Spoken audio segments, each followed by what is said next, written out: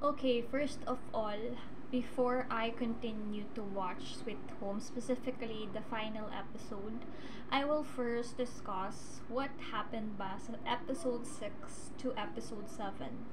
I don't remember when was, kung saang part ako na stop. Pero dun sa kwento ko, 'di ba? Parang exactly don't remember. I swear. But anyway, let's just go. I'll just discuss the things that I feel like ayun yung hindi ko pa na-discuss. For instance, sa episode 6 is makikita na natin ulit si... Oh my gosh, I forgot talaga. Promise, di ko maalala. Basta diniscuss na doon or pinakita na ulit doon si Yunsu. 'Di ba yung last part ni Yunsu is ano, yung nakaalitan niya yung isang tao na nakalimutan ko yung basta yung nandun sila sa may stadium. Sa stadium nga ba yun? Basta yung naging ano siya, nagwi-wither na siya ganyan. Tapos, dun sa episode 6, if I'm not mistaken, I swear, dun na sa part na yun is, pinakita na si Yunsu, and malalaman natin na buhay pa pala siya. Tapos, ayun na nga na hinahag niya na yung pagiging half monster niya. Tapos, ang nangyari pala, nakita niya yung buntes na nanganak. Tapos, pumunta siya doon. Tapos, iniwan ng buntes or yung oma, yung anak niyang monster. Tapos, doon na natin malalaman na si Yunsu palang nagpalaki doon sa bata, doon sa baby. Hindi ko maalala kung gaano katagal yung ginugol niya. Hindi ko na maalala. Basta yun. Pangit ko talaga magkwento. So, ayun. Tapos, nagtataka ako, diba? Sabi ko, bakit ang laki na ng batang ito? Kung, actually, kinonsider ko din yun. Kinonsider ko din na yung new character na yun is yung baby ni Jiyeon nga ba? Di ko maalala yung name niya. Tapos, paano naging possible yun? Parang hindi pa naman ganun katagal yung nangyari yung pag-spread nung infection or nung virus. So, malalaman natin dun sa episode na yun. Nung pinagpapana, pinag-torture yung bata, biglang matutumba dun sa isang damuhan. Tapos, bigla siya mag-form into that body, yung malaki na. Nakakapagtaka lang. Tapos, ayun, dun na nagsimula na kapag may hinawakan siya, nagiging monster din, but yung symptoms is wala. Kasi yung symptoms ng monster, diba, umiitim yung mata, tapos nagno-nosebleed, pero pag siya yung humawak, yung monster basta yung pagiging monster is color white yung eyes, and then there's no symptoms, plus she can also pwede niya rin kontrolin, she can also control them. And then doon natin malalaman na ito pa nangyari na lason si Chanyong, yung new character din. Tapos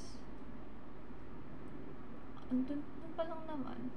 Tapos nagtataka ako dun sa isang babae, yung may anak, na nakakainis yung anak, na may gusto kay Chanyeong. Hindi ko maintindihan kung ano yung tinatago niya. May tinatago siya, tapos yun nga, pinatay din pala yung nanay na may cancer. Pinatay siya ng sarili niyang anak, tapos yung anak niya sumabog. Kasi tinetest ni doktor if kapag ba like parang pinilit niya yun or tinest niya yung limits, ano ba yung mangyayari doon, magta-turn ba into a monster, but it turns out kasabog yung monster, na puti yung eyes, magiging puti yung eyes. So, naguguluhan ako sa story. Actually, this Sweet Home, siguro ako na ginawa lang nila yung season na to para may madagdag silang season. Kasi puro talaga daldal. Like, there's no exciting part other than the parts ni Unyol Mga ganun. Tapos naiirita ako dun sa mga additional character, lalo na dun sa may sakit. Yung may sakit na may jowang soldier. Busit na busit ako dun sa babaeng yun, ewan ko ba.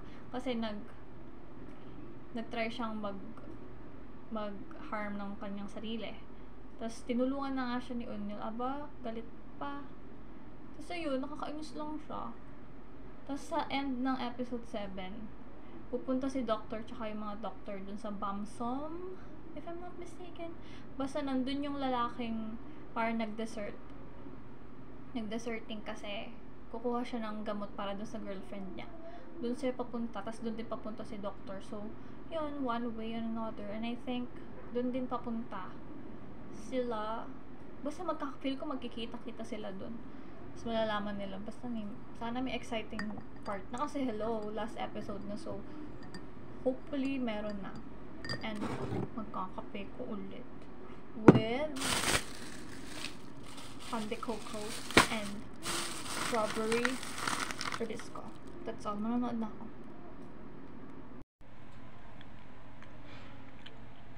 Ay, na-realize ako. Hindi ko pa nga pala tapos yung episode 7, tapos inumpisan ko yung episode 8. Oh my gosh. Anyway, 2 minutes pa lang naman ako. So, tsaka ko lang na-realize, hala, may 1 hour pa nga pala ako sa episode 7. Kaya nga pala in-stop ko yun kasi matutulog ako na maaga kagabi. Kaya alas 12 natulog na ako. Hindi ko na kaya magpanoodin pa yun until 1 p.m. Kasi may 1 hour pa. 1 hour and 7 minutes kasi yung episode 7. Kaya pala. Kaloka. So, ayun. Episode 7 pa pala ako. Sorry.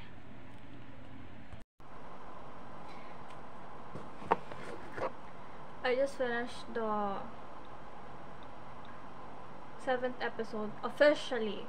Like, natapos ko na from the first, second to the final seconds. So, obviously, natapos ko na. And a lot of things happened. For instance, infected na pala yung pinakamataas na soldier. And then, may isang namatay na soldier dun napapunta dun sa Bamsom. Tapos, binaril sa shoulder si Yunsu kasi ayaw nung isang agency sa mga monster. And then, what else happened? Dami nangyari eh. Ngayon, magkasama na ulit si Yunsu, tsaka si Eunyo, tsaka si Chanyong. Tapos, hindi ko ma-explain kung sino yung tinatagong monster nung mataas na babae. Hindi ko maalala. May anak na nakakainis nga. Meron siyang isa pang anak. Ayun siguro yung monster. Kasi di ba patay naman na yung asawa niya. So, yung possibility na yung monster is either anak niya or siya. Pero malabong siya naman kasi I don't know. So, officially, mag-episode 8 na ako or final episode. Kaya, palapit na palapit ang finale. Kailan kaya yung third season? Parang sobrang bitin ng season 2, if ever. Anyways, that's it. Ang ganda ko. Wala talaga yung hair na bagay sa akin na. Anyway, kakain na ako ng lunch. Baka kasi may magalit. Check lang. Peace. I just finished watching the last episode of Sweet Home and I realized na yung spoiler pa napanood ko pinakadulo ng Sweet Home.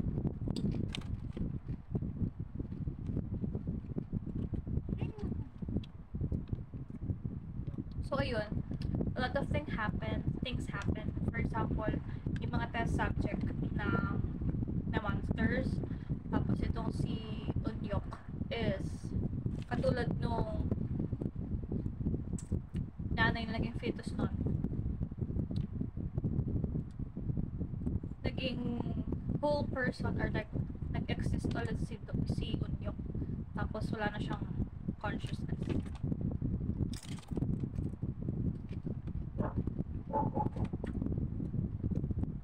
Pero lang na may ending.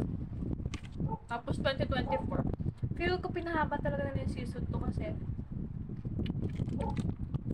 maraming, tama ba? Military ni Doyle.